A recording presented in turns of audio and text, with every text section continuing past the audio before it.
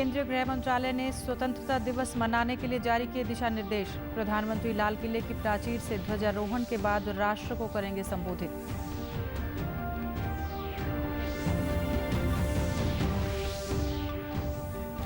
मुख्यमंत्री ने कहा, हरियाणा कोरोना से रिकवरी के मामले में देश में तीसरे स्थान पर। संक्रमण को मात दे चुके लोगों से की प्लाज्मा दान करने की अपील।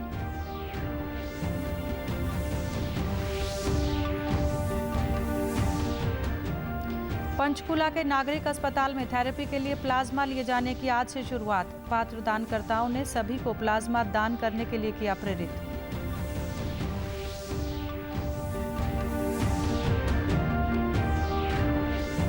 और स्वास्थ्य मंत्री डॉक्टर हर्षवर्धन ने एससीओ देशों की बैठक को किया संबोधित। कोरोना के खिलाफ लड़ाई में एक रणनीतिक दस्तावेज पर सदस्य देशों ने किए हस्ताक्षर। नमस्कार, मैं मंजू सिंधु और अब खबरें विस्तार से। केंद्रीय गृह मंत्रालय ने यह साफ कर दिया है कि हर बार की तरह इस साल भी स्वतंत्रता दिवस समारोह भव्यता, उल्लास और उत्साह के साथ मनाया जाएगा। दिल्ली में प्रधानमंत्री नरेंद्र मोदी स्वतंत्रता दिवस के मौके पर 15 अगस्त को लाल किले की प्राचीर से राष्ट्रीय ध्वज फहराएंगे। ध्वजारोहण और राष्ट्रीय गान के बाद प्रधानमंत्री राष्ट्र को भी संबोधित करेंगे। केंद्रीय गृह मंत्रालय ने स्वतंत्रता दिवस समारोह के लिए एडवाइजरी जारी की है। एडवाइजरी में सभी सरकारी कार्यालयों, राज्यों और राज्यपालों से ये कहा गया है कि वे सार्वजनिक समारोह करने से बचें और समारोह के लिए टेक्नोलॉजी का इस्तेमाल करें। इसके अलावा स्वतंत्रता दिवस से जुड़े कार्यक्रमों में निवारक उपायों को मानना और लागू करना जरूरी होगा, जिसमें मास्क पहनना, 2 गज की दूरी बनाए रखना, ज्यादा संख्या में लोगों को इकट्ठा करने से परहेज करना और कमजोर वर्ग यानी ज्यादा बुजुर्गों को ऐसे कार्यक्रमों में शामिल न होने की हिदायत देना जैसे निर्देशों का पालन करना जरूरी होगा। राज्यों से यह भी कहा गया है कि स्वतंत्रता दिवस पर होने वाले कार्यक्रमों में कोरोना योद्धाओं, डॉक्टरों, स्वास्थ्य कर्मी और स्वच्छता कर्मियों को आमंत्रित करके उनके योगदान को सराहा जाए। इसके साथ ही कोरोना की जंग जीत कर आए लोगों को भी कार्यक्रमों में आमंत्रित किया जा सकता है। गृह मंत्रालय ने यह भी कहा कि राज्यों की राजधानी के अलावा जिले, ब्लॉक और पंचायतों में होने वाले कार्यक्रमों के दौरान इसी तरह कोरोना योद्धाओं के योगदान को याद करने के लिए आमंत्रित किया जाना चाहिए। सरकार ने सुरक्षा कारणों से भारतीय सीमा से लगे देशों से सरकारी खरीद पर प्रतिबंध लगा दिया है। वित्त मंत्रालय के व्यय विभाग ने कहा है कि सरकार ने खरीद पर पाबंदी लगाने के लिए सामान्य वित्तीय नियम 2017 में संशोधन किया है। आदेश के अनुसार भारत की सीमा से लगे देशों की कंपनियां सक्षम प्राधिकरण से पंजीकृत होने पर ही वस्तुओं, परामर्श और गैर परामर्श सेवा या परियोजना कार्यों की सरकारी खरीद और नीलामी प्रक्रिया में शामिल हो सकेंगी। उद्योग और आंतरिक व्यापार संवर्धन विभाग की समिति पंजीकरण के लिए सक्षम प्राधिकरण होगी। इसके लिए विदेश मंत्रालय से राजनीतिक स्वीकृति और गृह मंत्रालय से सुरक्षा संबंधी मंजूरी भी अनिवार्य होगी। सरकारी बैंक और वित्तीय संस्थाएं, स्वायत्त निकाय, सार्वजनिक क्षेत्र के उद्यम, सरकार से वित्तीय सहायता प्राप्त सार्वजनिक और निजी भागीदारी परियोजनाएं और उपक्रम भी इस आदेश के दायरे में आएंगे। केंद्र सरकार ने राज्यों के मुख्य सचिवों को भी इस आदेश के अनुपालन के लिए पत्र लिखा है।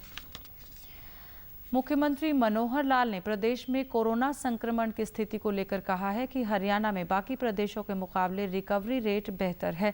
रिकवरी रेट के मामले में हरियाणा देश भर में तीसरे नंबर पर है। उन्होंने कहा कि कोरोना संक्रमण से निपटने के लिए सभी इंतजाम कर लिए गए हैं। रोहतक में प्रेस वार्ता के दौरान मुख्यमंत्री ने बताया कि रोहतक, पंचकुला, गुरुग्राम व फरीदाबाद में प्लाज्मा थेरेपी शुरू कर दी गई है। उन्होंने कोरोना संक्रमण को मात दे चुके लोगों से अपील करते हुए कहा कि वे प्लाज्मा दान करने के लिए आगे आएं ताकि कोरोना संक्रमित मरीजों का इलाज किया जा सके। आगे बढ़ना शुरू किया है। बहुत से मरीज प्लाज्मा से ठीक हो रहे हैं। 4 स्थानों पर प्लाज्मा बैंक बनाए गए हैं। रोहतक है, पंचकुला है, गुरुग्राम है, फरीदाबाद है। इन 4 स्थानों के ऊपर जो लोग ठीक हो चुके हैं, ऐसे लगभग 20,000 जो लोग हैं जो पॉजिटिव से और स्वस्थ हुए हैं, उनको आह्वान किया गया, अपील की गई है कि प्लाज्मा जो है वो प्लाज्मा बैंक पे डोनेट करें ताकि दूसरे जो हमारे कोरोना पॉजिटिव केसेस हैं उनको बचाया जा सके। मुख्यमंत्री ने कहा कि जो किसान धान छोड़कर कपास की खेती करेंगे उनको 0% प्रीमियम देना होगा। उनका प्रीमियम सरकार द्वारा भरा जाएगा। इसके अलावा मुख्यमंत्री ने बताया कि प्रदेश में जितना प्रीमियम कंपनियों को दिया गया है उससे ज़्यादा मुआवजा किसानों को दिया गया है। उन्होंने कहा कि प्रदेश के 4,500 गाँव में फिलहाल 24 घंटे बिजली दी जा रही है। मुख्यमंत्री ने बताया कि रजिस्ट्रेशन को मजबूत करने के लिए ही फिलहाल 14 दिन के लिए रजिस्ट्री बंद की गई है। कानून व्यवस्था के मुद्दे पर मुख्यमंत्री ने कहा कि हरियाणा पहले से बेहतर स्थिति में है। हरियाणा में सोचा था कि 4,500 गांव में या 40 गांव में 24 घंटे पावर जाएगी। पिछले 2 साल में पावर को लेकर के कहीं कोई प्रदर्शन, कहीं कोई बंद, कहीं कोई किसी प्रकार का एजिटेशन कोई हुआ क्या? इस प्रकार से एक एक चीज को हम ले रहे हैं और उसको बढ़ा रहे हैं आगे। के लिए सब विभागों के जितने सॉफ्टवेयर है उसको मिलाने के लिए एक 10 दिन के समय की आवश्यकता थी। इसलिए हमने अभी 21 तारीख से रजिस्ट्रेशन सब बंद की है और 14 दिन के बाद रजिस्ट्रेशन खुले रूप से दोबारा से होगी। लेकिन जितनी घटनाएं पहले होती थी उससे कहीं ना कहीं सुधार हुआ है, उसमें कुछ ना कुछ। पंचकुला के सेक्टर 6 स्थित नागरिक अस्पताल में आज से कॉन्वेलेसेंट प्लाज्मा थेरेपी के लिए प्लाज्मा लिए जाने की शुरुआत कर दी गई है। इस थेरेपी में संक्रमण से ठीक हो चुके लोगों के खून से प्लाज्मा निकालकर कोरोना के गंभीर मरीजों को दिया जाएगा। प्लाज्मा केंद्र का शुभारंभ हरियाणा विधानसभा अध्यक्ष ज्ञानचंद गुप्ता ने किया। उन्होंने प्लाज्मा दान करने वाले लोगों को सम्मानित भी किया। इस अवसर पर अध्यक्ष ज्ञानचंद गुप्ता ने कहा कि प्लाज्मा केंद्र का खुलना पंचकुला वासियों के लिए गर्व की बात है। इसके बनने से कोरोना के गंभीर मरीजों को काफ़ी सहायता मिलेगी। उन्होंने कहा कि कोरोना के संक्रमण काल के दौरान प्लाज्मा थेरेपी एक उम्मीद के रूप में विकसित हुई है। ठीक हो रही हैं। सक्सेसफुल रेट बहुत 99% है। तो मैं समझता हूं कि इस प्रकार की थेरेपी के यहाँ आने से और प्लाज्मा बैंक के यहाँ आने से ये पंचकुला के अंदर जो कोरोना के मरीज़ हैं उनको ठीक होने में बहुत सहायता मिलेगी। और वैसे भी हमारा ये जो हॉस्पिटल है, चाहे वो टेस्टिंग लैब को लेकर हो, इससे पहले यहाँ पर टेस्टिंग लैब शुरू हुई और अब ये जो प्लाज्मा बैंक शुरू हुआ है, इसके शुरू होने से इलाके के लोगों को बहुत सुविधा मिलेगी। प्लाज्मा दान करने वाले लोगों ने कहा कि अस्पताल की ओर से उन्हें अच्छा सहयोग मिला है। उन्होंने कहा कि वे दूसरों को भी प्रेरित करेंगे कि वे मानवता की सेवा में आगे बढ़कर आएं ताकि किसी गंभीर मरीज की जिंदगी बचाई जा सके। उन्होंने कहा कि इस छोटी सी पहल से किसी को नवजीवन दिया जा सकता है। राजू कॉलोनी सर ये जिन्होंने बुलाया था हम आ गए, इन्होंने फ़ोन किया था हम संभाल लिए। ये कोई दिक्कत नहीं हमारे किसी चीज़ की, हम पूछ रहे हैं इस बात के लिए किसी दूसरे की मदद हो चुकी है। सर जो हमारी यहाँ पर है, हमारे यहाँ पर तो कोई है नहीं ऐसा जो प्रदेश में वो है जी। बाकी जो हो मेरी नज़र में आएगा मैं बताऊँगा उनको भी, आप करो इस चीज़ के लिए। किसी का हम भला कर सकते हैं तो हमें इसमें कोई वो नहीं है। हमें तो प्लाज्मा देने में हमें देना चाहिए, बल्कि सबको देना चाहिए।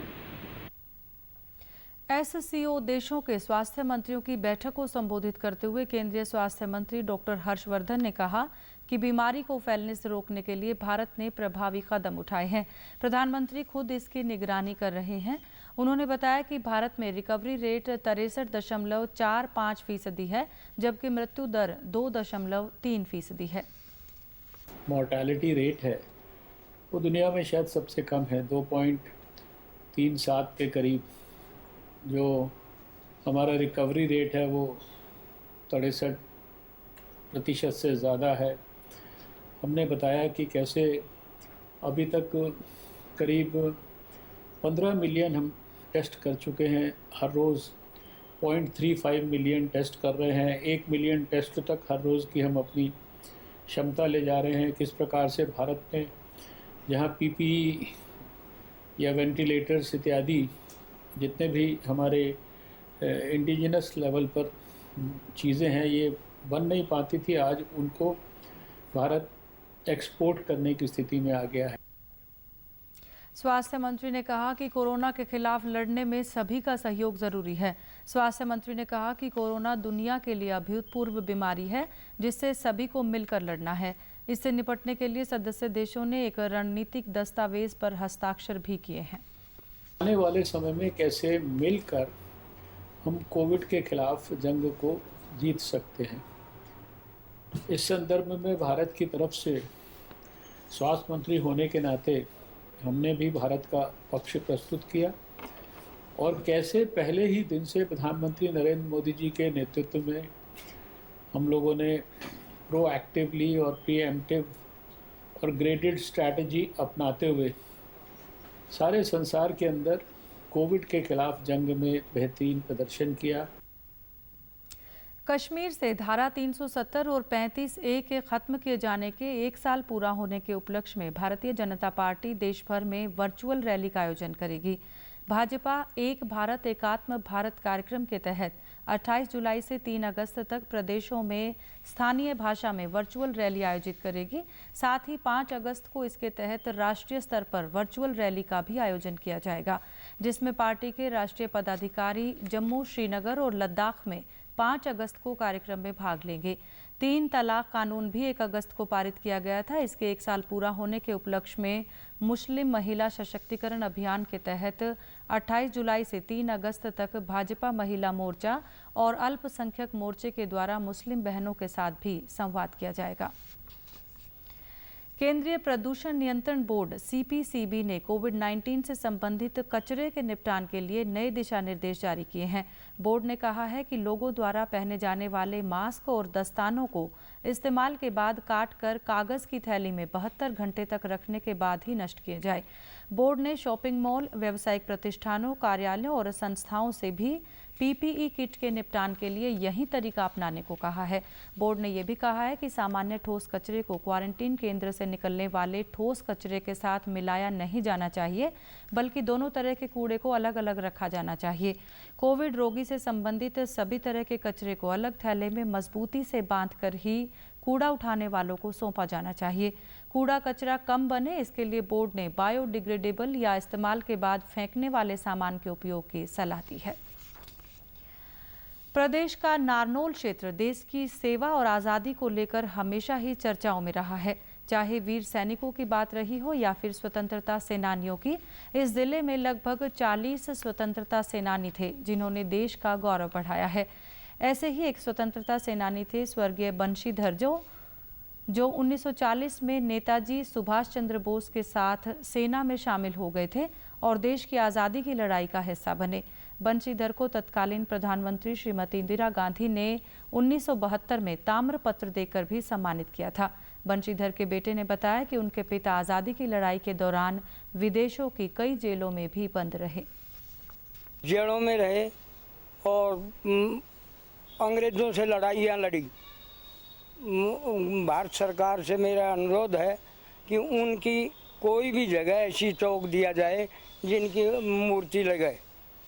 और हमारे सब बच्चे पढ़े हुए हैं, कोई MSc है, कोई कुछ है, तो उनको नौकरी भी दी जाए, क्योंकि हमारे पिताजी ने देश को आज़ाद कर। सोनीपत के उपायुक्त श्यामलाल पुनिया ने राष्ट्रीय राजमार्ग संख्या 44 से अवैध रूप से खड़े रहने वाले भोजन वाहनों को हटवाने के निर्देश दिए हैं।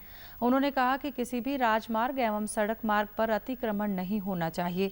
यदि कहीं अतिक्रमण मिलता है तो उसे तुरंत प्रभाव से हटवाया जाए और अतिक्रमण करने वाले के खिलाफ कड़ी कार्रवाई की जाए। रोड सेफ्टी विषय पर आयोजित बैठक के दौरान उन्होंने पूर्व एजेंडा के साथ नए एजेंडा में शामिल मुद्दों पर चर्चा करते हुए संबंधित अधिकारियों को दिशा निर्देश दिए।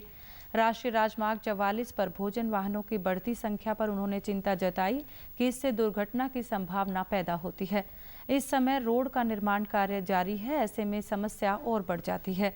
नगर के प्रमुख चौराहों की रीडिजाइनिंग की समीक्षा करते हुए उपायुक्त ने संबंधित अधिकारियों को आम जनमानस की सुरक्षा को प्राथमिकता देने के निर्देश दिए। साथ ही उन्होंने सड़क मार्गों से पेड़ पौधे और बिजली के खंभे हटवाने के भी निर्देश दिए और कहा कि इस प्रकार के अवरोध दुर्घटना का कारण नहीं बनने चाहिए। प्रदेश के ऊर्जा मंत्री चौधरी रणजीत सिंह ने आज सिरसा के संभावित बाढ़ क्षेत्रों व हेडों का निरीक्षण किया। उन्होंने कहा कि बरसात के मौसम में नहरों व संभावित बाढ़ क्षेत्रों में क्षमता से अधिक पानी आने की संभावना होती है, जिससे किसानों की फसलों को नुकसान का खतरा बना रहता है।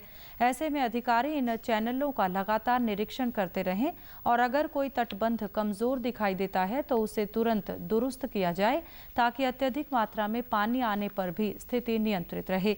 ऊर्जा मंत्री ने किसानों से बातचीत कर उनकी समस्याओं को भी सुना।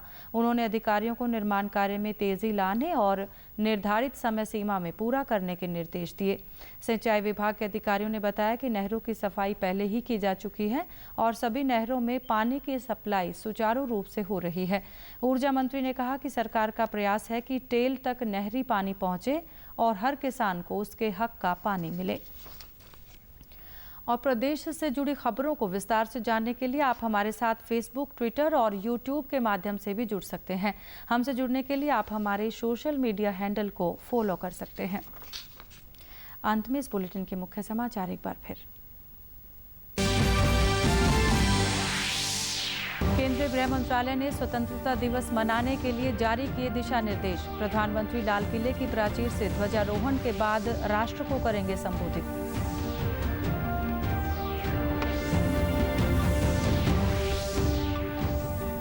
मुख्यमंत्री ने कहा, हरियाणा कोरोना से रिकवरी के मामले में देश में तीसरे स्थान पर। संक्रमण को मात दे चुके लोगों से की प्लाज्मा दान करने की अपील।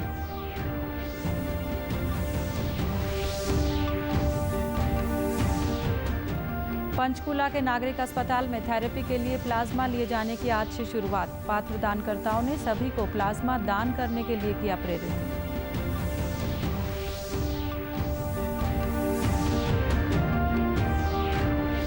और स्वास्थ्य मंत्री डॉक्टर हर्षवर्धन ने एससीओ देशों की बैठक को किया संबोधित। कोरोना के खिलाफ लड़ाई में एक रणनीतिक दस्तावेज पर सदस्य देशों ने किए हस्ताक्षर। समाचार में आज के लिए इतना ही। नमस्कार।